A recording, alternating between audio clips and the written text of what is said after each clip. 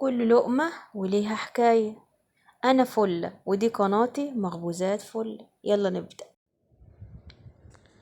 النهاردة هنعمل مع بعض رز بلبن من بتاع أمهاتنا زمان. معانا كوباية رز و4 كوبايات مية، ونسيبهم لما يغلوا ويشرب ميته خالص.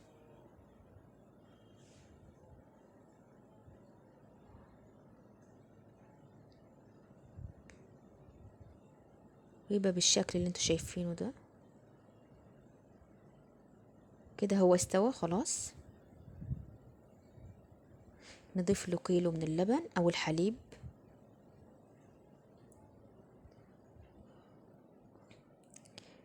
وتقلبوه وتسيبوا اللبن يغلي مع الرز.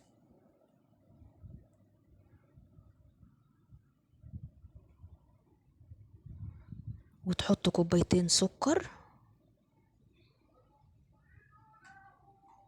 ولو عايزين تقللوا السكر ماشي على حسب رغبتكم. في ناس ما بتحبوش مسكر قوي، خلي كوباية واحدة. ناس بتحبه مسكر، خلي كوبايتين. ناس ما بتحبوش مسكر قوي، خلي كوباية ونص كده يعني. وعلى حسب الكمية اللي انت هتعمليها. دي كوباية رز على كيلو من اللبن. ماشي يا حبايبي. وتسيبوا اللبن يغلي، لازم يغلي. وعليهم 1.5 معلقة من النشا، عشان على حسب الكمية اللي انا عايزاه اللي انا عاملاها.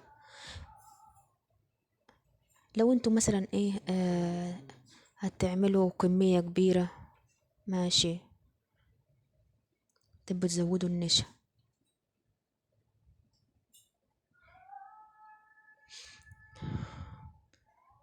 وتضيفوا النشا وتقلبوا بسرعة عشان ما يكلكعش منكم.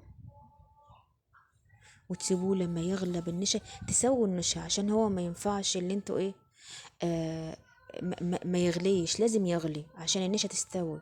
لان هتحسي بقى هتحسي بطعمها بقك كده، مش الطف حاجة يعني. ماشي. القوام بتاعه بيبقى كريمي وجميل. مثلا ممكن تحطوا 2 معلقة قشطة بلدي من على وش اللبن. ممكن لو عايزين تشتروها، بس يعني ما تكلفوش نفسكم. في ناس يعني لو انتوا عايزين تحطوا حطوا، مش عايزين تحطوا ما تحطوه. مش ضرورية يعني. هو كده كده بيبقى كريمي لوحده من غير حاجة. كانت امهاتنا بتعمله زمان بقى والله بأبسط الطريقة. جميل وبسيط وطعم رز بلبن كده. ما فيهوش بقى اي افتكاسة جديدة. حاجة فينا والحاجات الجديدة حلوة مش وحشة، بس احنا بنتكلم على ذوقنا زمان بقى وذوق امهاتنا. الحاجة بتاعت امهاتنا زمان ما كانتش تتعوض. ونعبي كاساتنا. ماشي.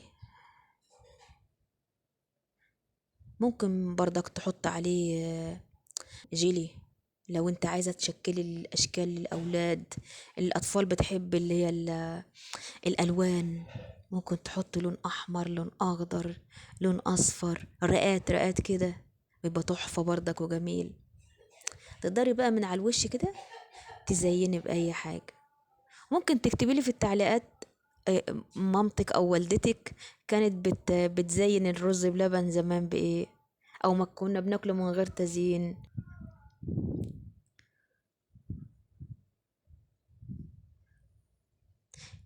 هنزينه بقى بالجوز الهند والزبيب. يعني ابسط المكسرات عندنا. عايزين بقى تحطوا لوز، جوز، عين جمل، فستق، اي حاجة تحبوها حطوها.